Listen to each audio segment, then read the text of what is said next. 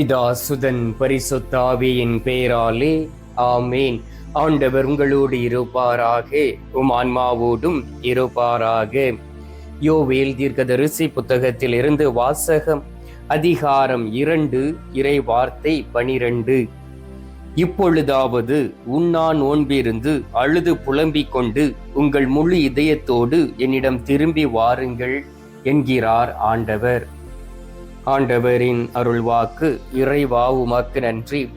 கிறிஸ்துவுக்குள் பிரியமான என் அன்பு சகோதர சகோதரிகளே, இந்த மாதத்தின் கடைசி நாளிலே நம் ஆண்டவராகிய இயேசு கிறிஸ்துவினுடைய திருப்பெயரினால் உங்களையும் உங்களுடைய குடும்பத்தையும் ஆசீர்வதிக்கின்றேன். இந்த மாதம் முழுவதும் ஆண்டவர் உங்களுக்கு கொடுத்த ஆசீர்வாதத்திற்காக அவருக்கு நன்றி செலுத்துங்கள். ஆண்டவரோடு இணைந்திருந்த நேரங்களிலே உங்களுக்குள் இருந்த அந்த மகிழ்ச்சியையும் அந்த சந்தோஷத்தையும் இந்த உலகத்திலே உங்களுக்கு யாருமே கொடுத்திருக்க முடியாது. அன்பார்ந்தவர்களே, நாம் ஆண்டவரோடு இருக்கக்கூடிய அந்த நாட்கள் மிகவும் ஒரு அற்புதமான நாட்கள், ஒரு அதிசயமான நாட்கள், ஒரு பலத்தின் நாட்கள், ஒரு உற்சாகத்தின் நாட்கள். அவரை தேடி நாம் போகும் பொழுது உண்மையிலே அவர் மகிழ்ச்சி கொள்கின்றார், நாமும் மகிழ்ச்சி கொள்கின்றோம். ஏனென்றால் அந்த உண்மையான தெய்வம், நம்மை படைத்த தெய்வம், நமக்கு ஒரு தாயாக தகப்பனாக இருக்கக்கூடிய அன்பு நேசர் நம்மோடு உறைந்து விடுகின்றார், நமக்குள் கடந்து வருகின்றார். நமக்குள் கடந்து வந்து நமக்குள் இருக்கக்கூடிய அனைத்து வேதனைகளையும் கஷ்டங்களையும் எடுத்து மாற்றுகின்றார், நம்மை பலப்படுத்துகின்றார், நோயிலிருந்து விடுதலை கொடுக்கின்றார், நம்மை அவருடைய மகனாக மகளாக மாற்றி விடுகின்றார். எனவே இந்த மாதம் முழுவதும் ஆண்டவர் செய்த காரியங்களை நினைத்து நினைத்து அவருக்கு நன்றி செலுத்துங்கள். அவரை மேன்மைப்படுத்த அவர் உங்களை மேன்மைப்படுத்துவார், அவர் உங்களை உயர்த்துவார். எனவே ஆண்டவர் கொடுத்த இந்த நாட்களை நாம் பயன்படுத்திக் கொள்வோம். அன்பார்ந்தவர்களே, ஆண்டவருடைய நாள் எப்பொழுது வரும் என்று நமக்கு தெரியாது. ஆனால் வாழக்கூடிய இந்த நாட்கள் ஆண்டவர் எனக்கு கொடுத்திருக்கக்கூடிய நாட்கள். எனவே என்னுடைய முழு இதயத்தோடு நான் அவரிடம் திரும்புவேன், நல்லதொரு மனமாற்றத்தை பெற்றுக்கொள்வேன், நான் ஒரு புதுப்பிக்கப்பட்ட ஒரு மனிதையாக நான் வாழ்வேன், ஆண்டவர் தரக்கூடிய அந்த மீட்பிலே நான் நிலைத்திருப்பேன் என்று நீங்கள் ஆண்டவருடைய அழைப்பை புரிந்து கொள்ள வேண்டும். அன்பார்ந்தவர்களே, ஆண்டவருடைய அழைப்பு என்பது ஒரு மென்மையான அழைப்பு.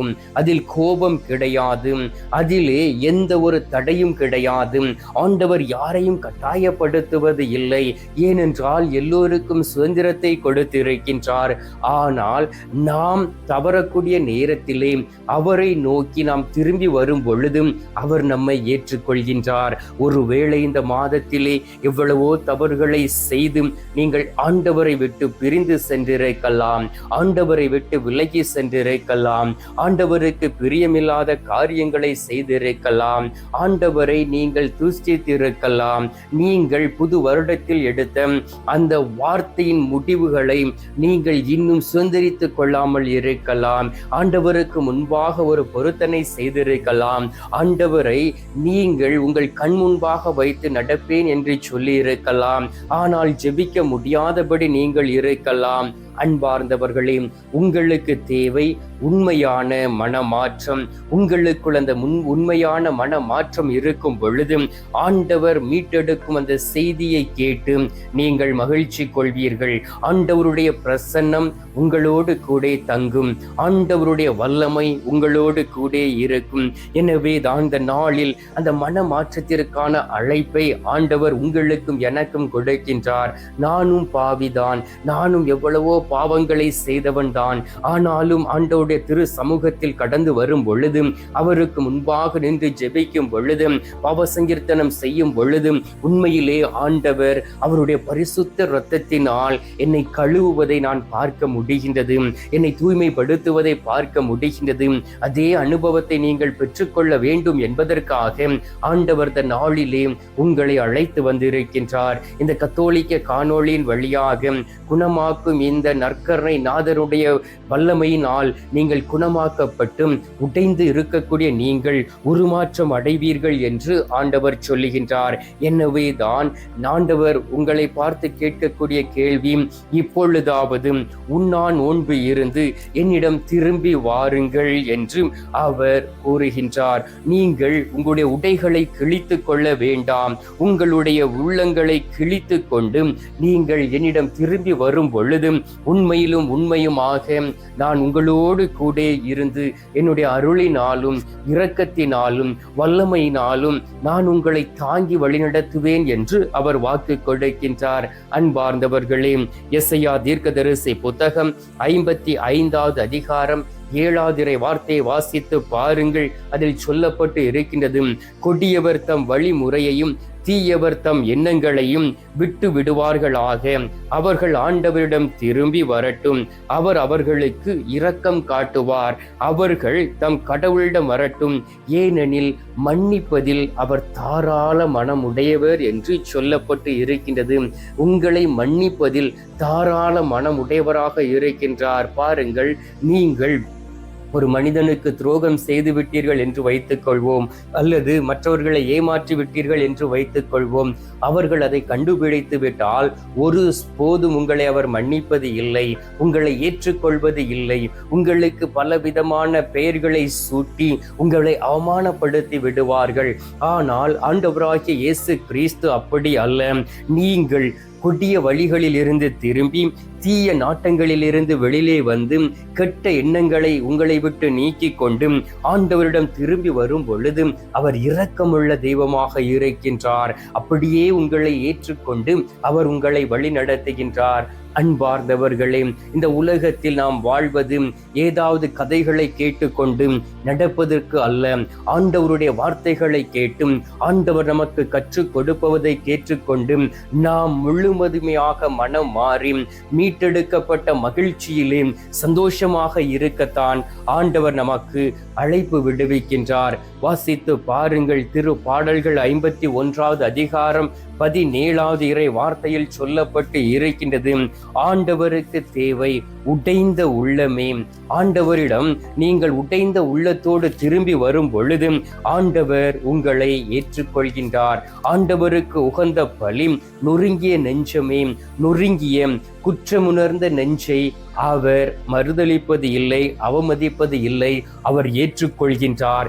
எனவே இந்த நாளிலே நீங்கள் உடைந்து போய் இருக்கலாம், நீங்கள் சோர்ந்து போய் இருக்கலாம், பாவம் செய்து செய்து உடலில் தெம்பே இல்லாமல் இருக்கலாம், மகிழ்ச்சியற்ற சூழ்நிலையில் வாழ்ந்து கொண்டு இருக்கலாம், சோர்வுற்று போய் இருக்கலாம், கலக்கத்தோடு இருக்கலாம்.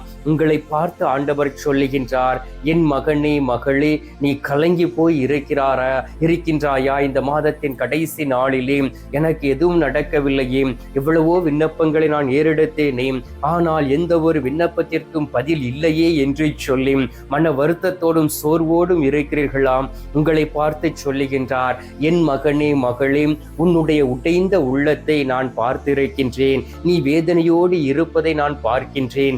எனவே இந்த நாளிலே என்னுடைய இரக்கத்தின் உதவியால் உன்னுடைய வேதனையுற்ற இதயத்தை நானே சரி செய்வேன் என்று வாக்கு கொடுக்கின்றார். அன்பார்ந்தவர்களே, இந்த நாளிலே இரக்கமுள்ள தெய்வம் நம்மோடு கூட இருக்கின்றார். லூக்கா நற்செய்தி 15வது அதிகாரம் 20வது இறை வார்த்தையை வாசித்து பாருங்கள். அவன் பாவத்தை உணர்ந்து தன்னுடைய தந்தையிடம் போவேன் என்று சொல்லி அந்த 2வது மகன், வீட்டை விட்டு சென்ற மகன் திரும்பி வரும் பொழுது, அவன் தூரத்தில் வரும் பொழுதே அவருடைய தகப்பனார் பார்த்து அவரிடம் ஓடி சென்று அவரை அரவணைத்து இரக்கமுற்ற கண்களினால் பார்த்து அவரை அணைத்து முத்தமிட்டார். அன்பார்ந்தவர்களே, நீங்கள் ஆண்டவரிடம் திரும்பும் பொழுது, ஆண்டவரை நோக்கி வரும் பொழுது இதே போல் அனுபவத்தை பெற்றுக்கொள்வீர்கள். ஆண்டவர் உங்கள் பக்கம் திரும்பி உங்களை ஆசீர்வதித்து அரவணைத்து உங்களுடைய கலக்கங்கள் குற்றங்கள் எல்லாவற்றையும் எடுத்து மாற்றுவார். நீங்கள் செய்யக்கூடிய ஒரே ஒரு வேளை கடவுளிடம் அணுகி வாருங்கள். யாக்கோப்பு 4:8 சொல்லப்பட்டு இருக்கின்றது, கடவுளிடம் நீங்கள் அணுகி வாருங்கள், அவர் உங்களிடம் அணுகி வருவார். எனவே கரங்களை கும்பிட்டு கைகளை நம்முடைய நெஞ்சோடு வைத்துக்கொண்டு கண்களை மூடி நற்கருணை நாதரிடம் சில மணித்துளிகள் நாம் செய்த பாவங்களை நினைத்து இந்த நேரத்திலே மன்றாடுவோம், மன்னிப்பு கேட்போம். எங்கள் பரலோக தந்தையே, இயேசு கிறிஸ்துவே, தூயனல் ஆவியே, தகப்பனே, இந்த அருமையான காலை பொழுதிற்காக உமக்கு நன்றி சொல்லி உம்மை துதித்துமை ஆராதிக்கிறோம் சுவாமி. ஆண்டவரே, இந்த காலை பொழுதிலே நீர் எங்களுக்காக தந்தையிடம் பரிந்து பேசிக்கொண்டு இருப்பதற்காக உமக்கு ஸ்தோத்திரம் அப்பா. அன்னை மரியே, நீங்களும் மகனிடம் எங்களுக்காக பரிந்து பேசுவதற்காக உமக்கு நன்றி செலுத்துகிறோம் தாயே. ஆண்டவராகிய இயேசு கிறிஸ்துவே, இந்த மாதத்தின் கடைசி நாளிலே உமது அன்பு பிள்ளைகளாகிய நாங்கள் விசுவாசத்தோடும் நம்பிக்கையோடும் உம்மிடம் தேடி வந்திருக்கின்றோம். நீர் எங்களை அரவணைப்பீர் என்கின்ற எண்ணத்தோடு வந்திருக்கின்றோம். செய்த தவறுகள் எல்லாவற்றிலும் இருந்து மன்னிப்பு கேட்கிறோம் சுவாமி. ஆண்டவரே, நாங்கள் அனைவரும் பாவிகள் தான். எவ்வளவோ பாவங்களை செய்த பிறகும் கூட மீண்டும் மீண்டும் எங்களை அணுகி வந்து எங்களுடைய பாவங்களை மன்னித்து எங்களை அரவணைத்து எங்களை தூய்மைப்படுத்துவதற்காக உம்மை ஸ்தோத்தரிக்கிறேன் சுவாமி. இது உம்மை காண்பதற்கு வாய்ப்புள்ள போதே உம்மை தேடி வந்திருக்கின்றோம். ஆண்டவராகிய இயேசு கிறிஸ்துவே, நீரே எங்களுக்கு உரிமை சொத்தாக இருக்கின்றீர். உம்மை விட்டு வழி விலகி சென்ற நாட்கள் போதுமப்பா. இதோ மனம் திருந்தி மனம் மாறி வந்திருக்கக்கூடிய ஒவ்வொரு பிள்ளைகளையும் உமது கரத்தில் ஒப்புக் கொடுத்து ஜெபிக்கின்றேன். ஆண்டவராகிய இயேசு கிறிஸ்துவே, மன்னிப்பதில் நீர் தாராள மனம் உடையவராக இருக்கின்றீர். எனவே பிள்ளைகளை மன்னித்து நீர் ஏற்றுக்கொள்ள வேண்டுமாய்மை நோக்கி ஜெபிக்கிறேன் அப்பா. அதிசயங்களையும் அற்புதங்களையும் செய்யக்கூடிய தெய்வமே, பிள்ளைகளுடைய வாழ்க்கையிலே அற்புதங்களை செய்து மீண்டும் அவர்களை உமது மகனாக மகளாக மாற்றிவிட வேண்டுமாய்மை நோக்கி ஜெபிக்கின்றேன். இந்த காலை பொழுதிலே நீர் எங்களுடைய ஜெபத்தை கேட்டிருப்பதற்காக உமக்கு நன்றி. ஜெபத்தை கேட்டு பதில் தந்திருப்பதற்காக உமக்கு ஸ்தோத்திரம், ஸ்தோத்திரம், ஸ்தோத்திரம். மீட்பெரும் இரட்சகருமான இயேசுவின் திருக்கரத்தில் ஒப்பு கொடுத்து எங்கள் தாய் கன்னி மரியாள் வழியாக ஜெபிக்கின்றோம். அன்பு தந்தையே, ஆமீன். பரலோகத்தில் இருக்கிற எங்கள் பிதாவே, உம்முடைய நாமம் அர்ச்சிக்கப்படுவதாக. உமது ராஜ்யம் அருக. உமது சித்தம் பரலோகத்தில் செய்யப்படுவது போல பூலோகத்திலும் செய்யப்படுவதாக. எங்கள் அனுதின உணவை எங்களுக்கென்று அளித்தருளும். எங்களுக்கு தீமை செய்கிறவர்களை நாங்கள் பொறுப்பது போல எங்கள் பாவங்களை பொறுத்தருளும். எங்களை சோதனை விளைவிடாதையும் தீமையில் இருந்து எங்களை ரட்சித்தருளும். ஆமீன். அருள் இறைந்த மரியே வாழ்க. கர்த்தருடனே பெண்களுக்குள் ஆசீர்வதிக்கப்பட்டவள் நீரே.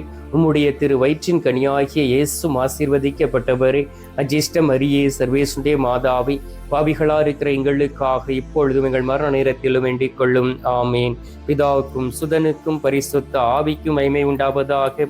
ஆதியில் இருந்தது போல இப்பொழுதும் எப்பொழுதும் என்றென்றும் இருப்பதாக. ஆமீன். அன்பார்ந்தவர்களே, நற்கருணை நாதர் தரும் ஆசீர்வாதத்தை பெற்றுக்கொள்வோம். எல்லாம் அல்ல இறைவன், பிதா, சுதன், பரிசுத்த ஆவி உங்களை ஆசீர்வதிப்பாராக. ஆமீன்.